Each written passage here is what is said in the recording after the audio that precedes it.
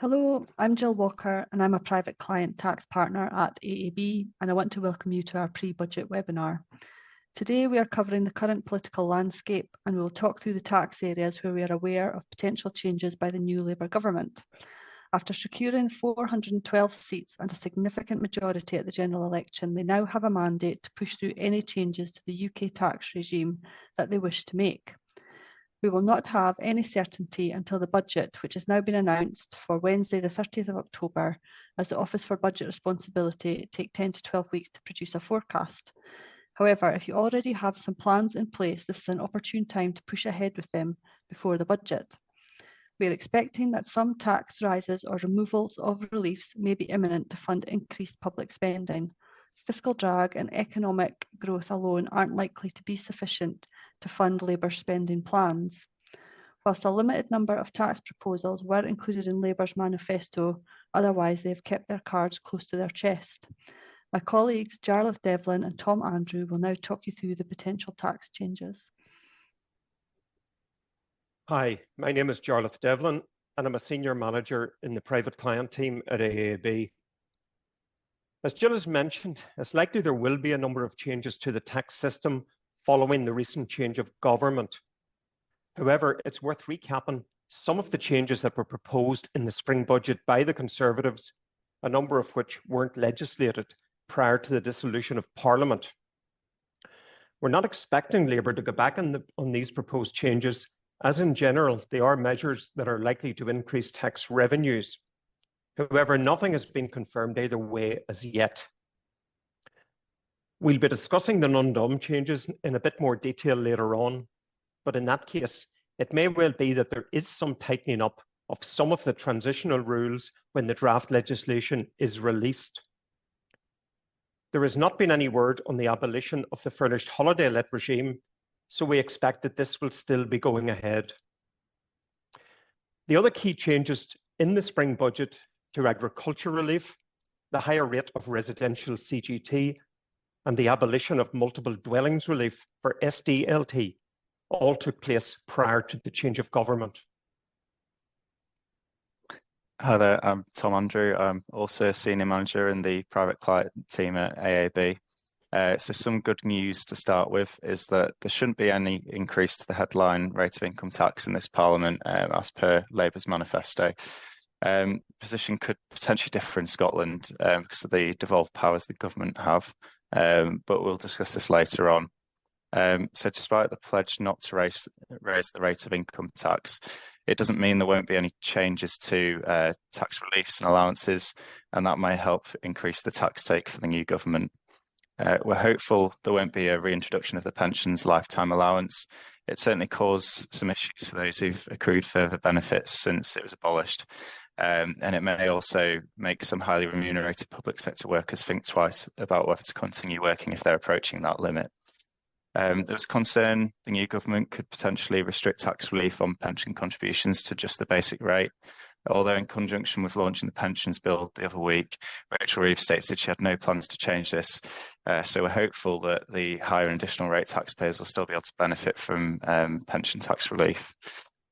As Jarlath highlighted just now, Labour are due to press ahead with the abolition of the non-dom regime, as announced by the previous Conservative government in their final budget.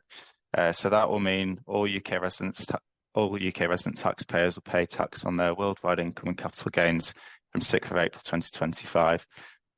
So Labour have confirmed they'll retain the 4-year grace period. So overseas income and capital gains will be tax-free, even if remitted to the UK, if an individual's been non-UK resident for 10 years before coming to the UK. The proposed 2-year repatriation period will remain. So previously unremitted income and gains can be brought to the UK at a lower tax rate. However, the new government haven't confirmed whether the previously proposed 12% rate will be retained or whether it will be increased. There won't be a consultation period, although they have committed to engaging with stakeholders to consider any refinements fully before they're implemented. It's a significantly complex area of tax to make changes to, so all I'd say at the moment is to watch this space for further developments. For some individuals, it might be a good time to consider whether you should be restructuring your financial affairs. but without any concrete information on the changes, it's difficult to advise fully just now. CGT appears to be one area which could be subject to change in this Parliament, with nothing having been ruled out by Labour during the election campaign. The tax take has been increasing significantly, although it still represents a low proportion of the overall revenue.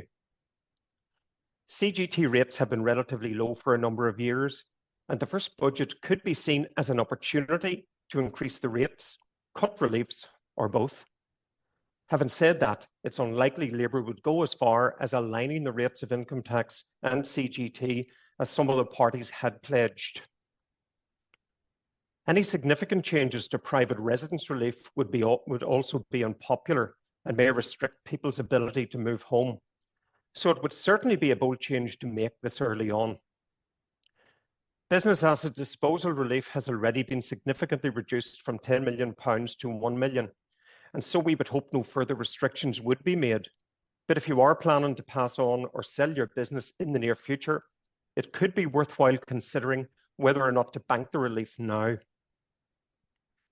Finally, Labour did promise in their manifesto that they would be looking at the taxation of carried interest for private equity executives, and indeed the Treasury has published a call for evidence.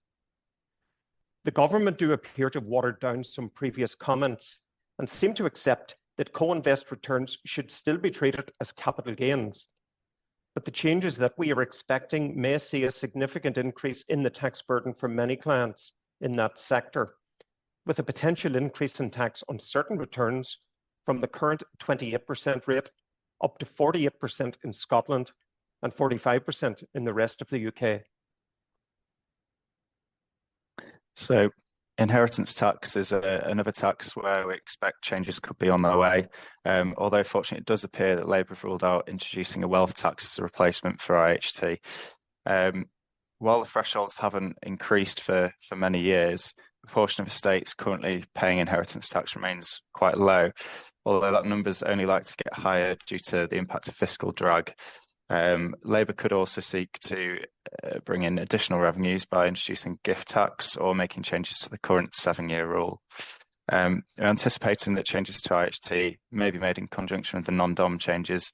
There's an expectation that IHT will become residency-based rather than domicile-based, and the proposed changes that we've heard about would bring individuals into the UK IHT net after 10 years of residency, with provision to then keep them in the scope of UK IHT for 10 years after leaving the UK.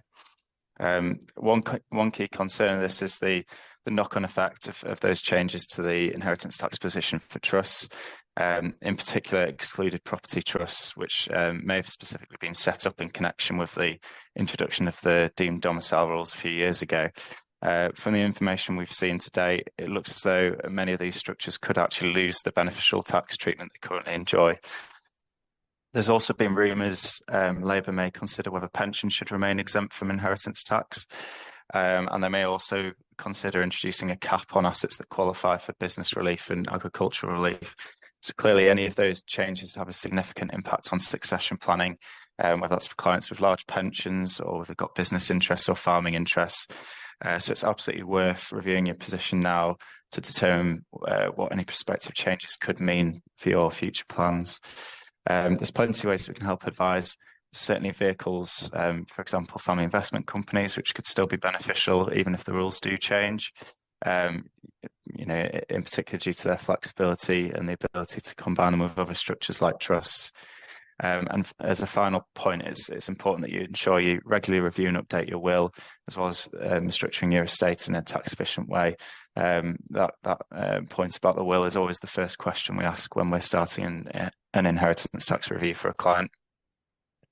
Some good news to start with for businesses, as Labour have pledged not to increase the rate of corporation tax in this Parliament. Given the fairly recent increase from 19% to 25%, businesses may be breathing a sigh of relief upon hearing this. A commitment has also been made to retain permanent full expensing for large corporates and the annual investment allowance for small businesses to support capital investment. It's unclear whether full expensing will be extended to leased assets at this stage. However, the windfall tax on oil and gas giants will be increased by 3%, taking their headline rate of tax to 78%. This proposal is to provide funding for the government's Great British Energy Initiative.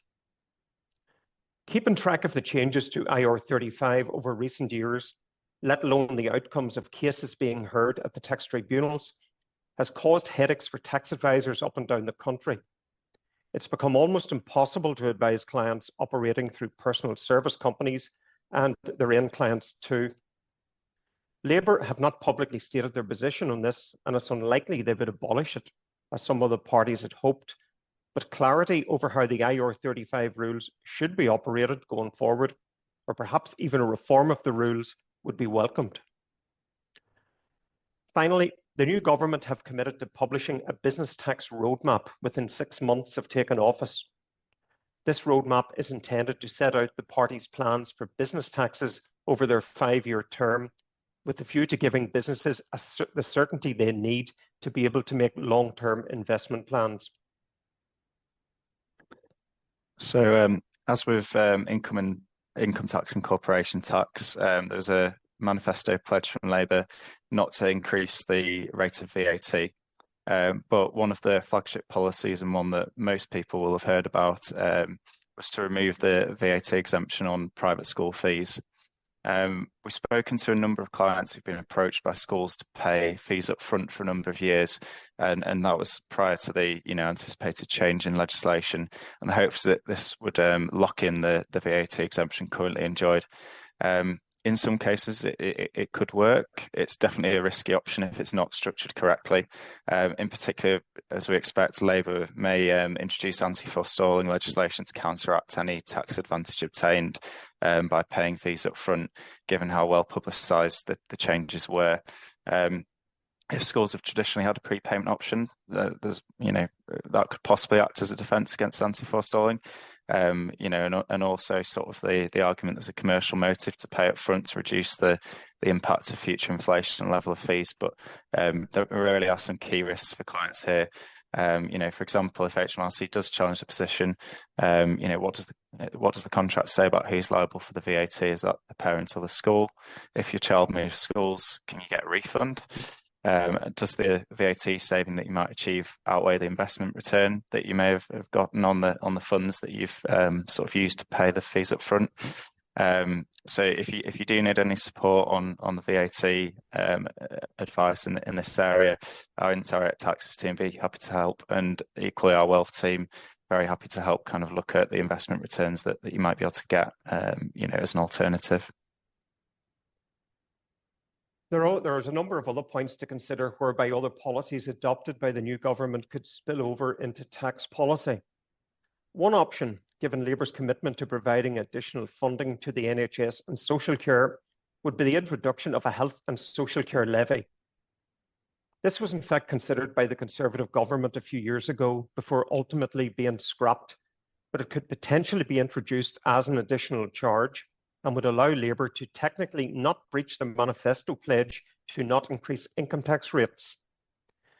The UK's relationship with Europe and the US could be key to the new government's foreign policy objectives, but this could influence aspects of indirect tax, such as tariffs and custom duties, and could perhaps also influence how the UK looks to attract entrepreneurs from those jurisdictions to live in the UK with the successor to the non-dom regime.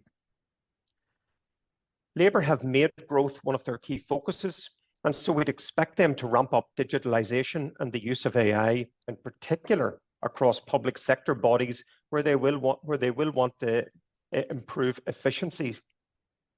9 years after it was first introduced in the 2015 budget, will we finally see Making Tax Digital launched during this Parliament? And finally, turning to property, Labour are keen to get Britain building over the next 5 years. With such an ambitious target for property construction, will this coincide with potential changes to SDLT and LBTT in Scotland if the devolved government makes similar changes? There may also be an overhaul of the current business rates system, and amidst calls from many experts to reform council tax at the same time, perhaps property taxes may be in for significant change during this Parliament. So, as we've mentioned a couple of times during today's presentation, it's important to recognise that the Devolved Government in Scotland has certain limited powers over Scottish taxation. So historically, that's resulted in Scottish income tax rates and thresholds differing from the rest of the UK. And also LPTT, as Jarlath mentioned, is operated on property purchase in Scotland instead of SDLT.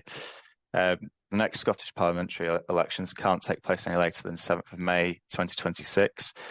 After the outcome of the general election, it might be that the SNP delay calling the election for as long as possible in the hope they may be able to build back some support in the interim. On that basis, and also given the National Audit Office has warned against further divergence in income tax rates because of the increased compliance risk that it offers, it's perhaps unlikely there'll be any increase to Scottish tax rates in the short term. But they need to ensure they can spend adequately on health and education before the Scottish elections. There's, of course, the possibility the SNP may see no other option than to look at the income tax paid by its residents. With that in mind, it'll be interesting to see whether the SNP still builds their next election campaign around the issue of Scottish independence, or whether that might be put on the back burner to allow them focus on improving public services. So the overarching question is, what's next? You might not want to make major decisions right now. However, if you do have plans in place, you may want to consider utilising some of the tax reliefs which are currently available in the event that these are withdrawn at the budget. We have a number of experts at AAB, and if you have any questions, please ask your usual contact or email or call Jarlath or Tom or myself, and we can ensure that any questions are answered. Our details are on the slide below. Thank you for your time today.